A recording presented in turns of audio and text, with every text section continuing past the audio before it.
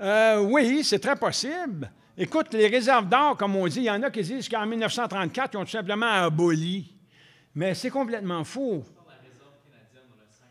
Oui, oui, oui, oui. En or, non, c'est en millions, c'est pas en milliards. Oui, mais il n'y avait pas d'argent scriptural, puis même c'est plus que 20 ans. Parce qu'avant que sortent toutes les cartes de crédit, en Chine, c'est tout du fiduciaire, parce qu'en Chine, là, il y a 1 milliard 300 millions de Chinois. Penses-tu qu'ils ont tous des cartes de crédit? Non, ils fonctionnent avec des billets.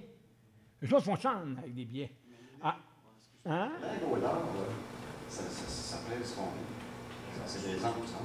Oui. Mais les onces, ces autres-là, sur le marché international, l'once d'or varie d'un jour à l'autre. Oui, je suis d'accord. Ces fluctuations-là, c'est quoi? Oui, mais moi, je ne joue pas sur le marché international là-dessus.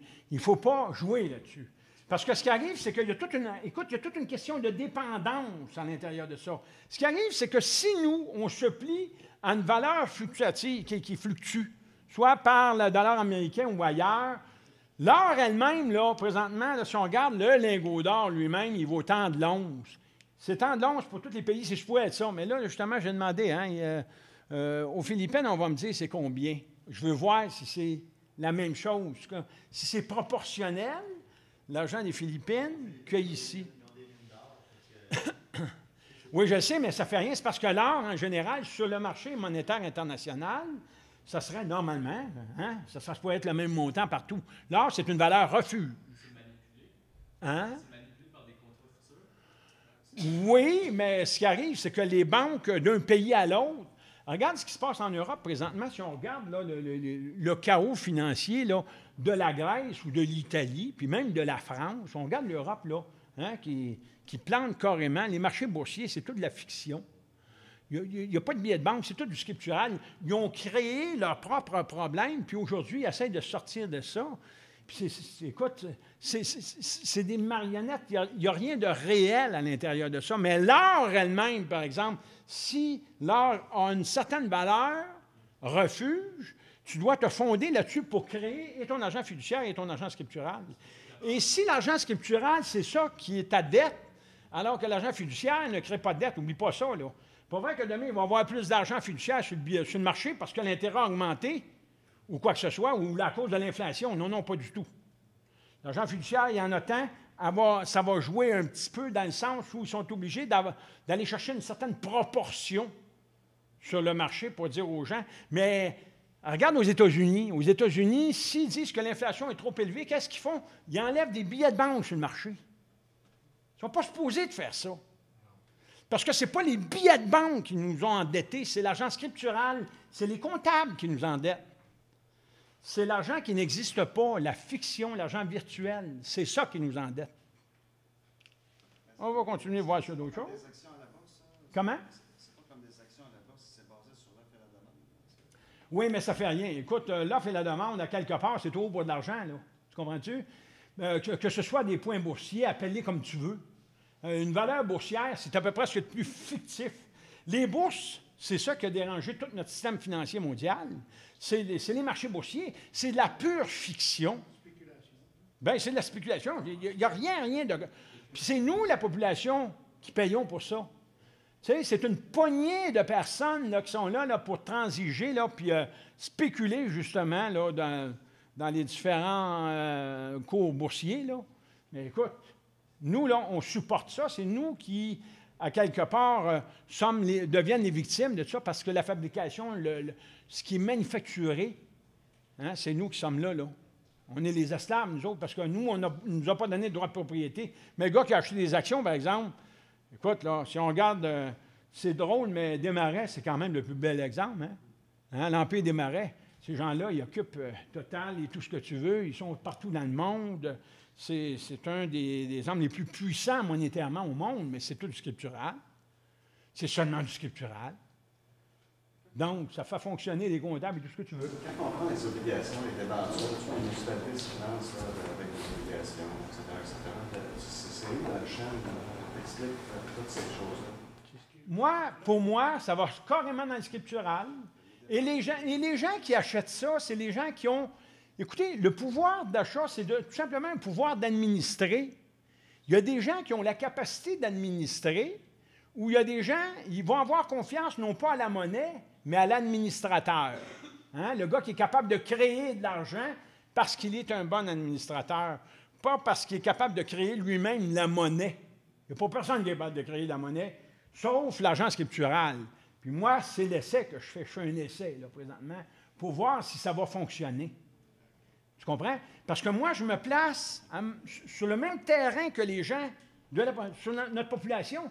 Moi, je ne m'en vais pas là, sur les marchés boursiers et dire que moi, je suis au-dessus des autres, un peu comme le mouvement des jardins où tu as les actionnaires en haut et les coopérants en bas. Tu comprends? Moi, je me place du côté des coopérants en bas.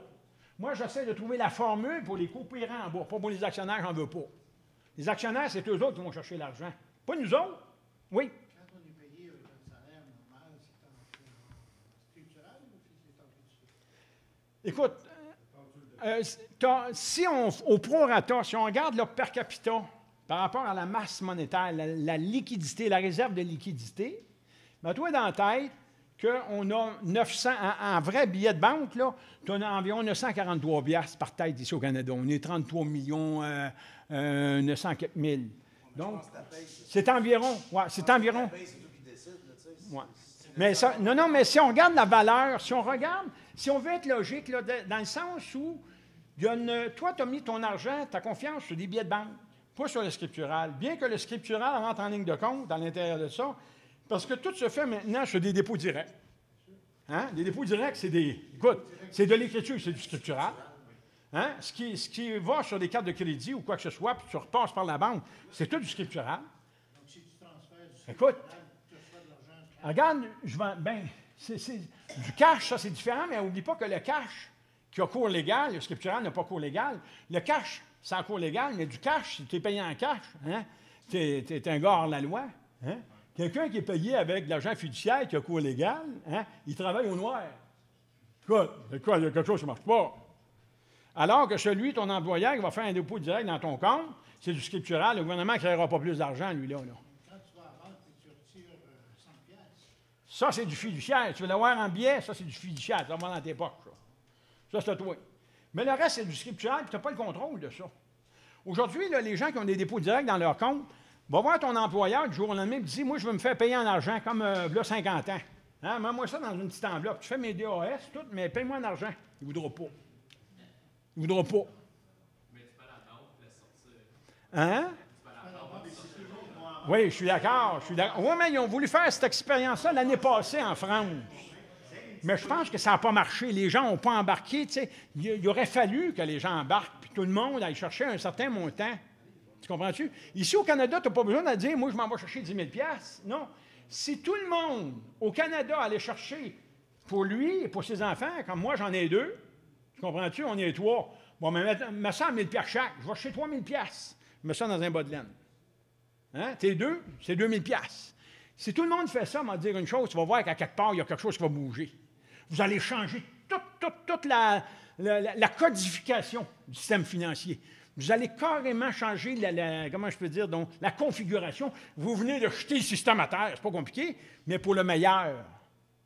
C'est pas compliqué. C'est quoi qui va sortir? Hein? C'est quoi qui va sortir? Écoute, une nouvelle formule, il va falloir qu'il ramène, premièrement, la valeur de l'argent à sa vraie valeur, un peu comme en Chine. C'est pas des imbéciles en Chine. Ils sont 1,3 milliard, puis ils fonctionnent avec des billets de banque. C'est pas vrai qu'ils ont tous des cartes de crédit, eux autres. Oubliez ça, là. C'est pas pour rien que l'argent vaut 15 cents, puis que la dette est de 5 000 $. Mettons que tu montes à 1,5 piastre 10 fois. Là, il était à 798 $ qu'on a vu tantôt. Multiplie par 10, c'est 5 980 $. Puis ça, c'est pour 1,5 piastre. Là, le dollar chinois ne vaut plus 15 cents. Tu le multiplies par 10, il vaut 1,5 piastre. Mais enlève le tiers de ça, il vaut 1 piastre. Donc, si tu es à 5 980, enlève le tiers de ça. C'est environ 5 000 $. Les Chinois, endettés de 5 000 $ pour un dollar qui vaut 1 piastre, comme nous autres, notre dollar serait censé devoir valoir 1 piastre. C'est quoi 5 000 $ de dette? C'est rien. Alors que nous, ici, on est endettés par-dessus la tête. Qui va payer ça? 1,5 piastre pour chaque dollar de nos revenus. Qui va payer ça? Puis, tu sais, quand tu poses une question tantôt en disant, écoute, est-ce que l'argent que je reçois de mon patron, c'est du fiduciaire? Non, c'est du scriptural.